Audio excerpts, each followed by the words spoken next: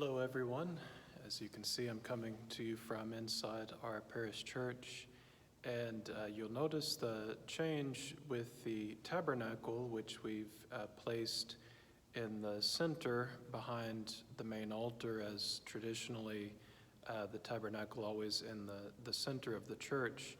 And I want to talk to you more about this in the future, but you'll see it makes then the alignment with the altar and the tabernacle and the crucifix all together, that draws in the focus toward God on the altar, the tabernacle, the crucifix, all right there.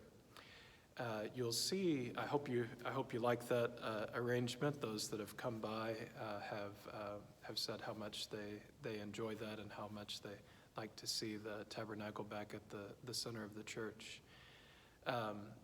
In our reading for Mass today, we have from the prophet Ezekiel the image of the temple of God. And this image of the temple then has water flowing from the temple that flows out in every direction and goes out, becomes a river, goes out into the desert, and everywhere the water flows, it makes the ground fertile. There's the fruit trees, the fruit, the leaves that are medicine for the people, and so forth. That image of the temple at that time, of course, we think of being in the church, in our temple for our Christian worship, but also we know Jesus refers the temple to his own body. When Jesus speaks of the temple that will be destroyed, but that he will rebuild again in 3 days, and the scripture says that he was speaking of the temple of his own body. So we see in that prophecy of Ezekiel as well, referring to Christ himself as the temple of the new covenant. And the water flowing from the temple is as the blood and water flowing from the side of Christ on the cross. And that's an image then of all of the sacramental life of the church flowing from Christ himself, flowing from Christ's side. Now, in this very difficult time where the faithful are not allowed to be present at Mass, not allowed to be present in our liturgy and the holy sacrifice of Christ and his body and blood for us, we can in a sense think of that water flowing from the temple as if it's kind of dammed up. And if you know in a stream that is dammed up, if you try to block it, it will build up, the water will build up more and more. We can perhaps think of the graces that the Lord has in store for us as building up and ready to overflow more and more. I want to encourage you at this time, in this challenging time, to already be preparing for the next time that you will be able to attend Holy Mass, for the next time that you will be able to participate in the grace of this sacrament of the Lord's body and blood. That grace is already building up and ready to flow forth again for the church. We're in the desert time, in a sense, feeling that water, that life-giving water is withheld from us, but it is building up, and that gift of God's grace is building up and ready to pour forth upon the world again. There's no replacement for that. It's such a beautiful gift with technology to be able to watch Mass in video, to watch live Masses even online. But the sacraments are physical and tangible.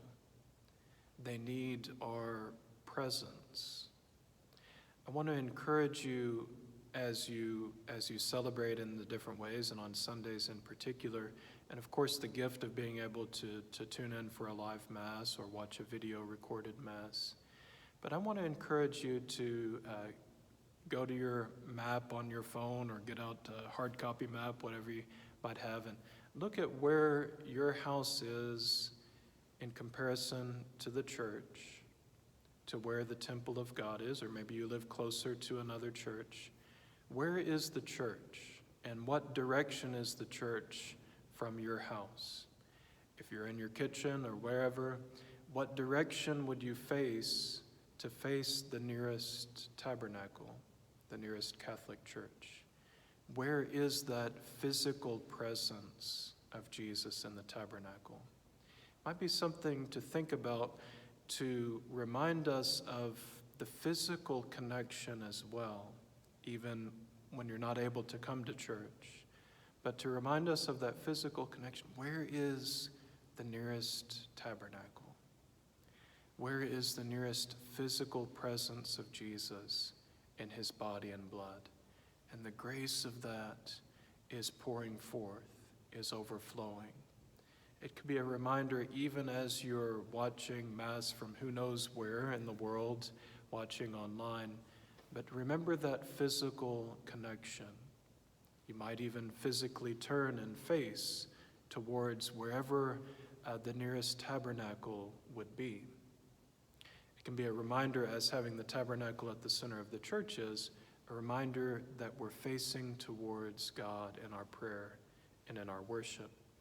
And for those who are able to, I want to encourage you to still come by church. Of course, we're open every day, 8 a.m. to 8 p.m., and the chapel is open anytime to be able to come day or night in prayer.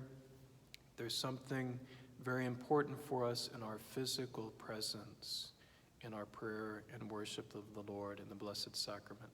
If you're able to come, please come anytime and spend the time with the Lord here, because our closeness to the Lord and his closeness to us is so important in our worship and adoration of the Lord. It can be a time where we come to the church and come into the presence of the Lord, come into the temple, come close to Jesus in a different way, not at Mass, but spending time and knowing the grace of the Lord that pours forth from the tabernacle to our hearts in this time as we have this desert time, this time of famine, where we are so much in need for God's grace.